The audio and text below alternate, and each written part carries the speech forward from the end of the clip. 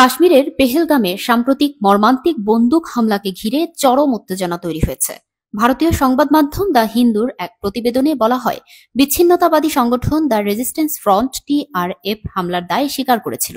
তবে পরে টিআরএফ একটি বিবৃতি পাঠিয়ে দায় অস্বীকার করে। টিআরএফ দাবি করেছে ভারত মিথ্যা তথ্য ছড়াচ্ছে। তাদের বক্তব্য অনুযায়ী হামলার পর টিআরএফ এর ডিজিটাল চ্যানেলে দায় স্বীকারের একটি পোস্ট প্রকাশিত হয়েছিল, যা তাদের ভাষায় সাইবার হামলার ফল। সংগঠনটি আরও অভিযোগ করেছে, ভারতীয় কর্তৃপক্ষ পূর্বেও এ ধরনের কৌশল প্রয়োগ করে বিভ্রান্তি সৃষ্টি ও রাজনৈতিক ফায়দা তুলেছে। টিআরএফ জানিয়েছে এটি নতুন কোনো ঘটনা নয়। অতীতেও ভারত বৈধ আন্দোলনগুলোর ভাবমূর্তি নষ্ট করতে এমন পন্থা নিয়েছে।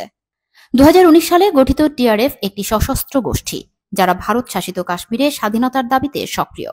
সামাজিক যোগাযোগ মাধ্যম ও টেলিগ্রাম চ্যানেলের মাধ্যমে তারা নিজেদের বার্তা প্রচার করে।